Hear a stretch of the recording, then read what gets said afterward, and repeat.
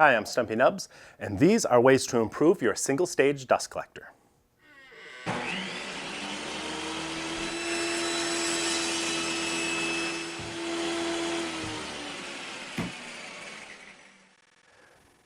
We have two woodworking shops at Stumpy Nubs Woodworking Journal. In one, we have a Clearview Cyclone dust collector.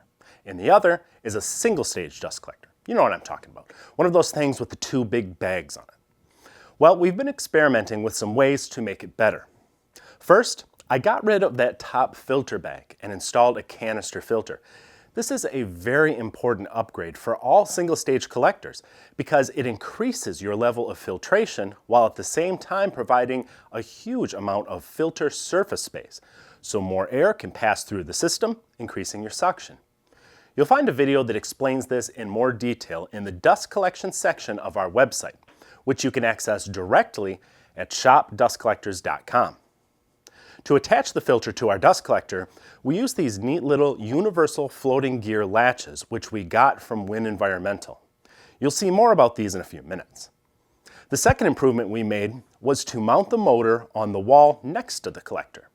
The benefit of this arrangement is it enables us to connect the blower's outlet directly to the inlet below the filter, eliminating bends and hoses that would otherwise reduce our airflow. As a rule, the fewer bends and hoses and the less corrugated hose, the better. You must have some bends and hoses to connect your tools, so you may as well eliminate as much of the resistance as possible at the collector itself. And by mounting the blower on the wall and connecting it directly to the dust collector housing, we can also turn the blower's inlet downward, which gives us a clear shot to the next big improvement we made, the addition of a trash can separator. Trash can separators turn single-stage dust collectors into hybrid cyclones. Air and sawdust rushes in and spins around inside the can. As it does, the tornado slows down enough that it can no longer suspend the sawdust, which drops into the can as the air exits the top and passes through your filter. Only the finest dust ever reaches your filter, which keeps it cleaner longer and keeps your system running at peak performance. You can buy these lids at many woodworking supply stores and websites. We did have one problem with this setup though. Most single-stage dust collectors have a 5-inch inlet. That's what's made to attach to a Y so that it's split into two 4-inch inlets. But we want a direct connection with no Ys or elbows or bends between that 5-inch inlet on the blower and the 4-inch outlet on the separator lid. To do that, we taped some foam weather stripping around the 4-inch outlet to make it big enough to fit the piece of 5-inch hose that came with the dust collector. Worked like a charm. Even though a trash can separator catches most of your dust, a little bit will still make it past. Over time, this really fine dust builds up in your dust collector's lower collection bag. But a lot of people hate these bags because they're big and awkward, and when they inevitably leak, they turn your dust collector into a dust pump, filling the air with everything the filter worked so hard to remove. So we've been working with Win Environmental to come up with a solution. It's a relatively simple modification that allows you to replace the lower collection bag with a 5-gallon bucket. It screws on and off quickly, and its compact size makes it a lot easier to dump without making a mess. It may look small, but remember, your trash can cyclone catches most of the dust. So let me show you how we did it. Many hardware stores and home centers sell screw-on lids for standard 5-gallon buckets. We cut the center out of the top portion and attached it to a disc that is the same diameter as the metal housing on your dust collector. Win actually makes a metal ring that will fit dust collectors with 15-inch rims, like many Delta, Jet, and other models. And I hear that they're going to be getting one for larger rims, like my odd 19.5-inch Jet. But for now, I had to use a wooden disc. Either way, the top of the lid with the center cut out attaches to the disc with screws and silicone sealant. On this prototype, we also attached a 10-inch scrap of wood to the disc, which serves as a deflector. The idea is, as the dust drops out of the airstream that's spinning in the dust collector's housing above this disc, it's going to deflect off that wooden strip and then toward the hole in the center. That way you won't have dust build up on top of the disc. We'll be attaching the wooden disc to the bottom of the dust collector's housing using another set of Win's universal gear latches. These look similar to steel hose clamps, except they have hooks on the end. If we were using the metal disc from Win, then we would just hook them right on the rim. But with this prototype, we're using a homemade wooden disc, so we had to get creative. Win sent us these little metal catches to attach to the edge of the disc. Of course, they can't just be screwed tight against the edge. You have to either bend the center out with a screwdriver to give the latch a place to hook onto, or you can tape toothpick pieces to the back of the catches before you screw them on.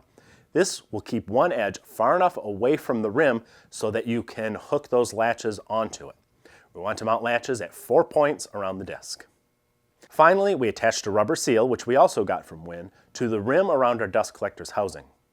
Now, before we can mount the wooden disc to the dust collector, we have to attach more metal clips to the metal housing itself. But since the housing is pretty thin, our screws won't have much holding power.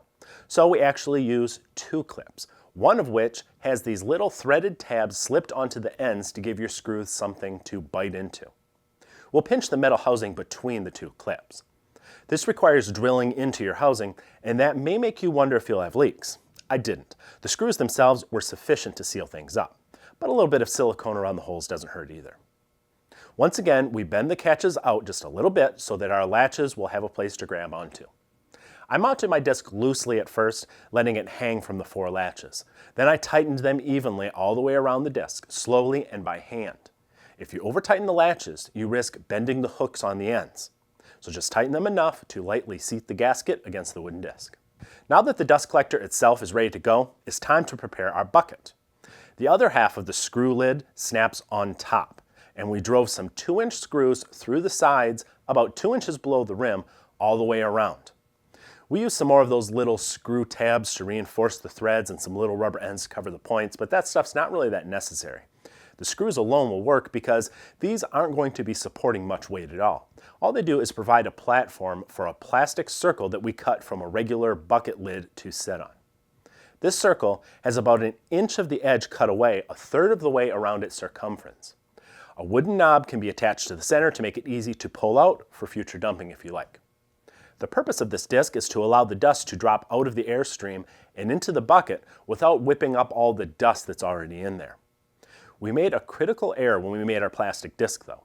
The corners of our cutout were square, which created weak points and inevitably led to a crack the second or third time we tried to remove the disc. You'll want to make your cut smoothly and with curved corners. No sharp bends, no sharp points, no nicks along the cut. Make it nice and smooth, and then it'll be much more durable. The last step is to screw your bucket onto our modified dust collector and start collecting some dust. We put a window in ours, but that's more work than it's worth. Just empty your bucket every time you empty your trash can separator and you'll be fine. So we've increased our airflow tremendously by installing a pleated canister filter and by removing the bends between the blower and the dust collector housing. We've minimized filter cleanings by adding a trash can separator. And we've eliminated the messy bag by adding the bucket attachment. Our dust collector is now as efficient as it can be. You'll find more ideas on how to improve your shop dust collection, including how to make a homemade manometer to monitor your filter's efficiency in the dust collection section at stumpynubs.com. While you're there, be sure to subscribe to Stumpy Nubs Woodworking Journal for more woodworking tips, tricks, articles, videos, projects, and more delivered to you every month for free. And we'll see you next time.